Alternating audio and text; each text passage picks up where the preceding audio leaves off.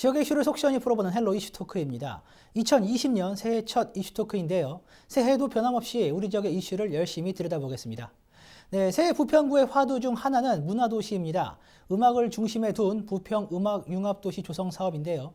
지난 연말 부평구가 문화체육관광부의 문화도시 지정 공모에 예비 문화도시로 선정됐습니다. 부평이 문화도시로 성장하는 데 한 발짝 더 다가섰는데요. 부평구는 올 한 해 최종 문화도시 지정을 목표로 다양한 사업을 추진할 계획입니다. 자세한 내용 이야기 나눠보겠습니다. 부평 문화도시 사업을 총괄하고 있는 최정한 기획가와 부평구 문화재단의 박재은 문화도시 팀장 자리했습니다. 안녕하십니까? 안녕하십니까? 네, 지난 연말 반가운 소식이 있었죠. 부평구가 문화체육관광부의 제2차 문화도시 지정 공모에 예비 문화도시로 선정이 됐는데요. 먼저 박재은 팀장님 축하드립니다. 감사합니다. 네, 예비 문화도시에 선정됐다는 건 어떤 의미를 갖고 있을까요? 이번 문체부 문화도시 지정 사업은 이제 기존에 진행되어 있던 도시 사업들과는 조금 다른데요. 네. 이제 계획이나 그런 부분부터 이제 실행까지 주민이 직접 참여하고 함께 할 수 있는 정책 사업이에요. 네. 그렇기 때문에 이제 부평구가 이제 음악도시 사업을 통해서 이제 여러 가지 기반을 갖췄다면 문화도시 지정 사업 과정을 통해서 시민들이 진짜 원하는 문화도시, 내 삶에서 살고 싶은 그런 도시를 만들어가는 과정을 함께 할 수 있는 기회가 생겼다고 할 수 있습니다. 네, 알겠습니다. 그만큼 문화도시 선정에 한 발짝 더 다가섰다고 볼 수 있을 것 같은데요. 최정한 기획가께서는 이제 총괄 기획자로서 보람이 더 크실 것 같아요. 어떤 점이 좋은 평가를 이번에 받았다고 보세요? 한 두 가지 정도를 들 수 있을 것 같은데요. 네. 하나는 이 사업이 아무래도 처음 출발은 문화행정이 이제 문체부에 신청하는. 네. 그래서 어떻게 보면은 정책적으로 이제 이게 뒷받침이 되는 정책 사업이다 보니까 네네. 문화행정 자체가 굉장히 중요합니다. 그렇죠. 그 의지나 네. 그다음에 시민들과의 어떤 관계 설정에서의 태도 문제나. 근데 이제 부평은 바로 이 문화행정 부분에서 이제 굉장히 좋은 점수를 받았고요. 네. 굉장히 어떤 그 시민 주도적인 프로그램이나 앞으로 또 이 문화도시로 음악도시를 확장해가는 이런 부분에서 시민의 주도성을 네. 이제 행정으로 뒷받침하는 그런 준비가 잘 되어 있다.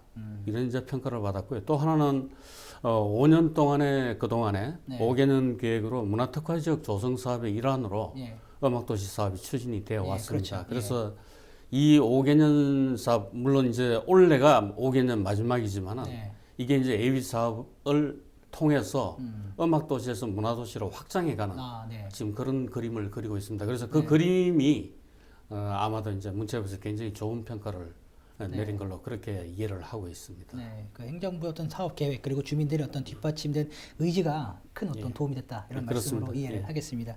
알겠습니다. 지난 한 해 이제 이 시간을 통해서 저희도 부평 음악 융합도시 조성 사업에 대해서 이야기를 나눠봤던 적도 있었는데요. 부평 음악 융합도시 조성 사업과 문화도시 지정 보셨을 때 어떤 관계가 있다고 볼 수 있을까요? 음악도시가 주로 이제 그동안에 부평이 아시다시피 이제 그 에스컴시티라는 네.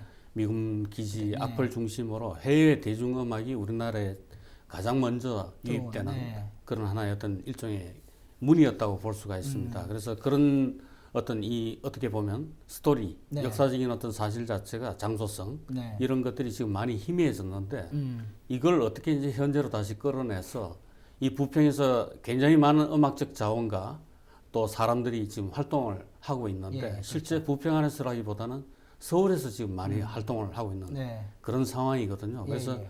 이런 분들이 다시 부평과 인연을 다시 이제 새롭게 맺으면서 이런 활동들이 부평에서 이루어지고 그러면서 이제 그게 어떤 생태계를 만들고 또 이게 단순히 음악적인 어떤 콘텐츠나 산업이 아니라 시민들의 어떤 삶과 만나면서 이런 어떤 이 활동들이 하나의 어떤 시민들의 문화로 이렇게 수렴되는 네. 그런 어떤 지금 기대를 하고 있는 것이죠. 네, 알겠습니다. 대중음악의 시초를 이제 부평으로 봐도 무방한 그런 상황인데요.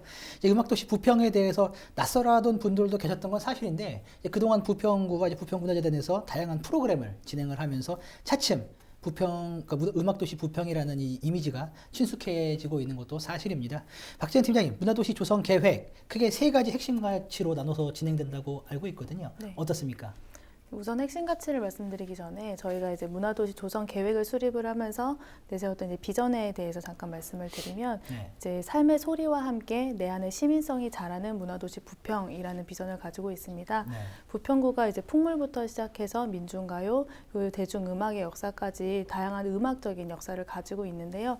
그것이 그냥 하나의 장르로 음악으로 해석되는 것이 아니라 내가 살아가는 도시에서 내가 경험하고 향유할 수 있는 그런 삶의 음악과 소리로 이제 해석을 하면서 그것이 이제 그동안 내가 하고자 했던, 살고자 했던 도시를 스스로, 시민 스스로 만들어가는 도시를 이제 지향한다라는 네. 뜻으로 저희가 이제 비전을 그렇게 수립을 했고요. 그런 과정에 많은 시민들이 또 의견을 내주셨고요. 그리고 그거에 따라 핵심 가치가 공명, 공조, 공진화 세 가지를 네. 이제 수립을 했습니다. 네. 그래서 공명은 이제 방금 말씀드렸듯이 부평구에 갖고 있는 음악의 특성화를 가진 그 뮤지션들이나 아티스트를 지원하고 공간을 발굴하고 연결하고 다양한 활동들을 이제 이어가는 그런 사업이고요. 그리고 공조는 이제 문화적인 시민 리더를 발굴을 하고 이제 기존에 활동하고 있던 문화 활동가들도 본격적으로 더 지역에서 활동할 수 있는 기반을 마련하고 지원하고 교육하는 사업들이 이제 공조 부분에 네. 배정이 되어 있고요. 그리고 공진화는 이제 문화도시를 추진해가는 경영에 대한 부분과 이미 진행되고 있는 사업들의 연결, 그리고 도시재생과 같이 지역에서 이루어지고 있는 도시 사업들을 이제 연결해서 함께 성장해 간다라는 뜻의 공진화 사업들이 있어서 그렇게 세 가지 핵심 가치를 가지고 있습니다. 네, 이제 문화와 이제 도시재생까지 같이 아우를 수 있는 네. 그런 핵심 가치를 꼽아 주셨는데요. 그 최정한 기획가께 좀 여쭙고 싶어요. 예, 중요하지 않은 사업이 없겠지만 기획자로서 보셨을 때 이제 그 핵심 가치, 공명, 공조, 공진화 가운데 특별히 더 신경 쓴 부분이 있다면 어떤 부분이 있을까요? 물론 뭐 중요하지 않은 사업이 네. 없죠. 네, 근데 그렇죠. 이제 이 세 가지는 어떻게 보면 이제 하나의 개념적인 어떤 틀이라고 볼 수가 있고요. 네. 어려운 문제는 앞으로 이제 대개에서 풀어야 될 숙제 중에 하나가 이 세 가지 그 개념이 아마 현장에서는 같이 작동이 될 겁니다. 네.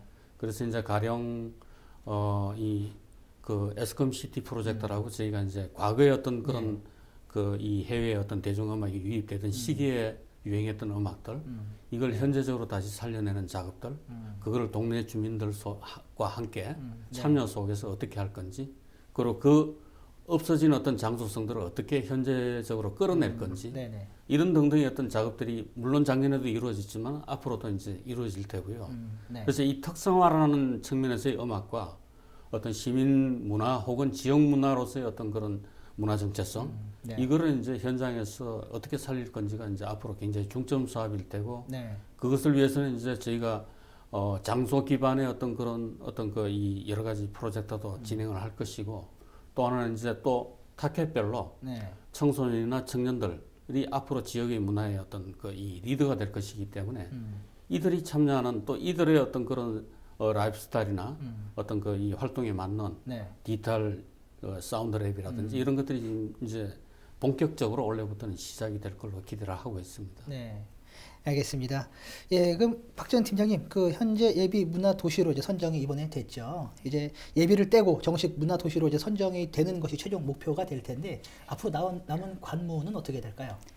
네, 올해 그 예비 단계를 선정되기 위해서 진행했던 절차가 크게 다르지는 않습니다. 네. 그래서 올해 그 사업들을 진행을 해가면서 이제 그동안 계획했던 사업을 구체화하고 실행할 수 있는 기반을 좀 더 마련을 하는 과정을 이제 저희가 문체부의 컨설팅을 받으면서 네. 새롭게 좀 더 이제 계획을 다듬어가고 실행이 가능한 부분들을 좀 더 구체화해가는 과정들을 거치면서 그 다시 한번 심사를 받고 또 최종 뭐 PT를 하고 최종 발표를 하는 과정을 똑같이 겪고요. 네. 올해 말에 네. 이제 최종 심사를 통해서 지정 여부가 결정이 됩니다. 네, 이제 올해 최종 심사를 이제 연말 앞두고 있는데요. 저희도 좋은 성과가 있기를 기대하고 있습니다. 감사합니다. 예, 그럼 이제 문화 도시로 선정이 되면 어떤 혜택이 주어질까요? 혜택, 네. 우선은 예산 부분이 이제 가장 크게 네. 화두로 이제 기사로도 많이 나오고 있는데요. 네. 국비를 포함해서 지방비와 함께 매칭을 해서 최대 200억의 네. 예산을 확보할 수 있고요. 그렇게 되면은 5년 동안 최대 200억의 예산으로 다양한 사업들을 추진을 하면서 지역의 문화도시 기반을 마련할 수 있는 기회를 갖게 되고요. 사실 부평구가 이제 문화도시 지정 사업을 진행을 하면서 더 활성화가 될 수 있는 기회를 얻는 것도 혜택이라고 볼 수 있고, 시민들이 내가 하고자 했던, 살고자 했던 도시를 직접 만들어가는 것이 가장 큰 혜택이라고 볼 수 있습니다. 네, 알겠습니다. 지금 말씀을 주셨는데요. 그 최종 문화도시로 선정되는데 혹시 자신감은 어떠실까요? 많이 있으실까요? 어떠실까요? 열심히 하겠습니다. 알겠습니다. 그 최종한 기획가께서는 이제 기획자로서 네. 문화도시 선정까지 많은 또 활동들을 하시고 앞으로 또 하셔야 네. 되는데 어떻게 자신 있으세요? 이제 AB 사업을 이제 출발을 해야 되는 출발점이기 때문에 네. 사실은 뭐 생각이 상당히 복잡합니다. 근데 이제 아마 이거는 AB 사업에서 저희가 상당히 어떤 이 좋은 평가를 받은 걸로 알고 있는데요. 네. 그럼에도 불구하고 이제 작년 올해 본 사업에 지정된 도시들을 보면은 처음에 잘 하다가 떨어진 도시도 있거든요. 네네. 그렇기 때문에 이 과정 설계를 이제 어떻게 이제 짜임새 있게, 그러면서도 이 소위 말해서 이제 5년 이후에 이 사업이 끝나더라도 시민들 스스로가 지속 가능하게 이어갈 수 있게. 풀어날 건지에 대한 어떤 과정 설계가 굉장히 중요할 거라고 보이시고요. 네. 또 하나 예비 사업 단계에서의 어떤 이 과정하고 좀 틀린 거는, 예비 사업은 각 지역이 알아서 이렇게 신청하고 계획서를 계획을 수립하고 이런 형태였는데, 이제 예비 단계에서는 이 10개 지정된 도시들이 함께 네. 워크숍도 가지고 오픈된 상태에서 이 경쟁을. 우리 도시가 네. 앞으로 가야 될 어떤 그런 이 미래 비전과 이 계획을 수립을 해야 되는 그런 네. 차이점이 있거든요. 그리고 네. 또 하나가 문체부 차원에서 본격적으로 이제 또 컨설팅이 이렇게 붙게 되고요. 네. 그러다 보니까 이제 이 타 지역과 이 배타적으로 이 경쟁하는 어떤 그런 틀로 이렇게 1년이 가는 게 아니고 네. 끊임없이 서로 논의하고 경험을 나누고 상생 협력하는 그런 이 분위기 안에서 네. 이제 진행이 되기 때문에 네네. 이제 그런 부분들이 앞으로 결과가 어떻게 나타날지는 저희들도 감히 예단하기는 힘들다고 보고요. 네네. 기왕에 선정이 됐으니까 이제 예비 사업이 선정이 됐으니까 본 사업까지 가야 되지 않을까라고 네네. 이제 의지를 좀 말씀을 드리고 싶습니다. 네, 알겠습니다. 이제 배타적 경쟁 관계를 넘어서 이제 상생 협력할 수 있는 그런 네. 시너지 효과까지 말씀을 주셨거든요. 그럼 이제 기획자로서 많은 지자체의 다양한 사업들도 기획을 하신 것으로 알고 있거든요. 문화도시로서 부평의 경쟁력은 어디 있다고 보세요?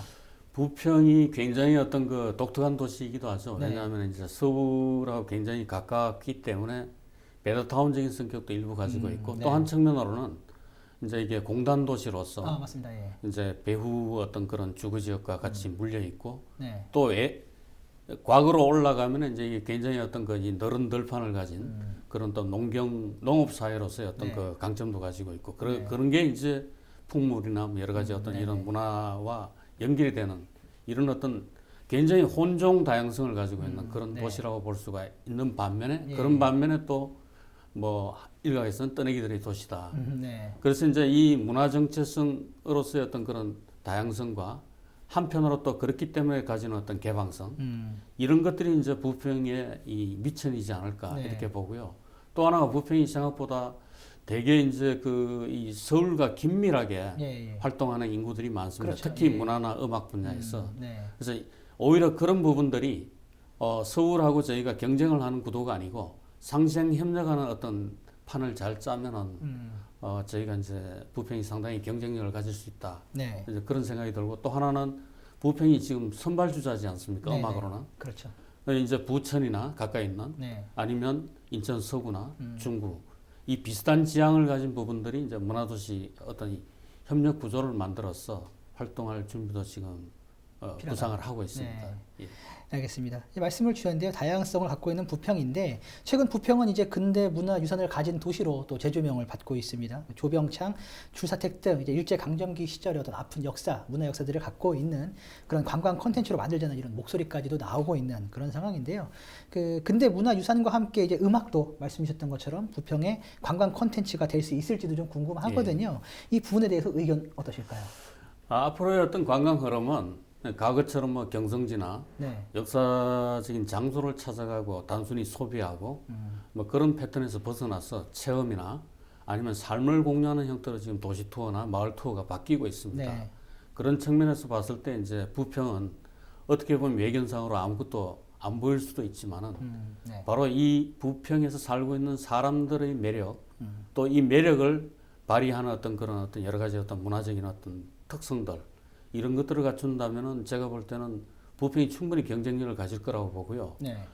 유럽 같은 경우도 지금 보면 과거 제조업에서 네. 산업이 고도화되면서 이제 문화가 한때 도구로서 이런 도시 재생의 도구로서 많이 활용이 됐는데 그렇죠. 예. 최근에는 단순히 도구로는 이 도시를 근본적으로 다시 이제 문화적으로 바꿀 수 없다라는 걸 이해를 하기 시작하면서 실제 이제 문화 계획이라고 해서 도시 자체를 처음부터 문화적으로 계획하고 문화적으로 이제 비전을 수립해 나가는 이런 형태로 지금 2000년대 이후에는 전환이 되고 있습니다. 네. 그래서 저는 부평도 이제 어떤 제조업 기반에서 미래 산업으로 가기 위해서는 바로 시민들의 상상력과 창조력을 극대화시킬 수 있는 이 문화를 어떻게 이 도시 전체의 어떤 삶 속에 녹여낼 건지 굉장히 중요한 과제라고 보고요. 네. 이 문화도시 사업은 바로 그 출발점이 되지 않겠는가 그렇게 이해를 하고 있습니다. 네, 알겠습니다. 그 박지현 팀장님께서는 그 부평의 관광 콘텐츠로서의 음악 경쟁력을 어떻게 보고 계실까요? 실제로 사업을 하다 보면은 부평구에서 활동하고 있는 뮤지션들이나 네. 기획자들이 굉장히 많이 있습니다. 다만 아까 총괄기획관님께서 말씀하셨듯이 서울이나 그 인근의 지역에서 많이 활동을 하고 있기 때문에 이제 부평 현장에서는 많이 만나볼 수 있는 기회들이 적다라고 네. 보여질 수 있는데요. 저희가 사업을 진행을 하면서 부평구 구석구석 지역을 찾아가서 그런 뮤지션들이나 기획자들이랑 함께 사업들을 기획을 진행을 하고 있고 네. 그런 것들이 일상에서 주민들도 경험을 하고 부평구에 방문했던 분들도 아, 부평구에 이렇게 많은 뮤지션들이 있었고 이러한 음악 역사가 있구나라는 부분들을 경험을 하고 느낄 수 있는 것들을 계속 만들어낼 것이고 그런 것들이 지금은 저희가 이제 시작의 단계일 뿐이지만 그 뮤지션분들이 이제 자발적으로 이제 이런 공간을 만들고 싶다라고 의지를 갖고 계신 분들도 꽤 많이 계세요. 네. 그래서 그런 분들과 함께 협력을 한다면 이제 음악 도시로서 문화 도시로서 이제 성장할 수 있지 않을까 생각합니다. 한 가지 사례만 조금 네, 네. 덧붙이면은 그 2000년도에 제가 이제 홍대 앞에서 한 10년간 이렇게 활동을 했었는데요. 네.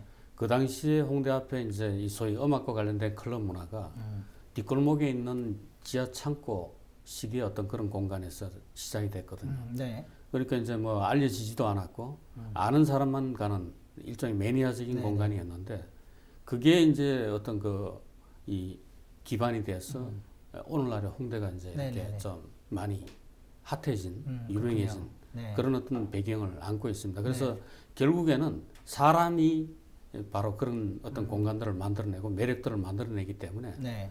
도시 관광의 혹은 도시 경쟁력의 어떤 그 출발점은 바로 거기서 사는 사람들이 그런 것들을 어떻게 이 문화를 통해서 갖추어갈 건지가 되게 중요하다고 생각을 합니다. 네, 알겠습니다. 지금 방금 이제 말씀 주셨지만 문화라는 것이 이제 하루 아침에 만들어지는 것이 아닌데요.